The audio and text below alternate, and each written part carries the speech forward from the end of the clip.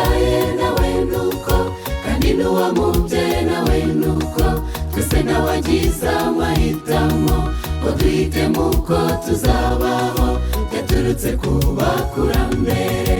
Iyo ashatse gukora icyiza nsanga ikibi cyamaze kumbaho, mfite ubwoba ko nzashira mu mwuka, nari mu ruhande rwawe mukiza. Nakora iki mukiza ngo ntungane nk'uko ushaka, wowe nisanze ndi umunyabyaha kandi nsabwa gutungana, kandi na Satana ndusha intege.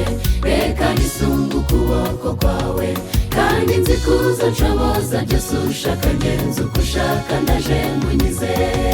Nakora iki mukiza ngo ntungane nk'uko ushaka, wowe nisanze ndi umunyabyaha kandi nsabwa gutungana, kandi na Satana ndusha intege.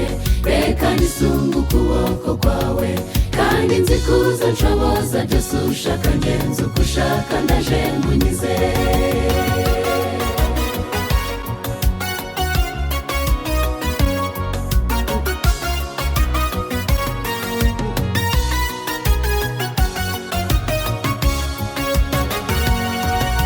Ibyiringiro dufite uyu munsi iby'uko twakuwe mu mwijima, ubwo Yesu yamanukaga mu isi akirehereza w'amahanga, akatungana Imana bushya, tugakira bidasubirwaho.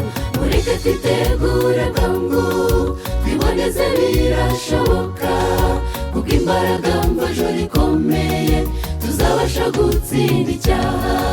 Nakora iki mukiza ngo ntungane nk'uko ushaka, wowe nisanze ndi umunyabyaha kandi nsabwa gutungana, kandi na Satana ndusha intege. Reka nisunge ukuboko kwawe, kandi nzi kuza nshoboza byose ushaka, ngenza uko ushaka, ndaje nkunyize. Nakora iki mukiza ngo ntungane nk'uko ushaka, wowe nisanze ndi umunyabyaha kandi nsabwa gutungana, kandi na Satana ndusha intege. Reka nisunge ukuboko kwawe, kandi nzi kuza nshoboza byose ushaka, ngenza uko ushaka, ndaje nkunyize.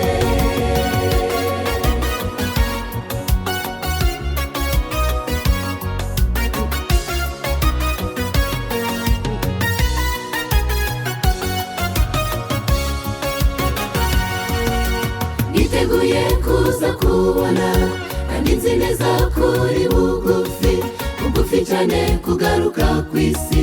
Nanjye ndimo nditegura cyane, ndahira Imana ngo nza kubone, uzanshoboze ndakwinginze, unshoboze kukwitegura.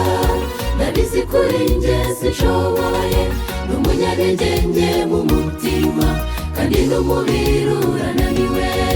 Nakora iki mukiza ngo ntungane nk'uko ushaka, wowe nisanze ndi umunyabyaha kandi nsabwa gutungana, kandi na Satana ndusha intege.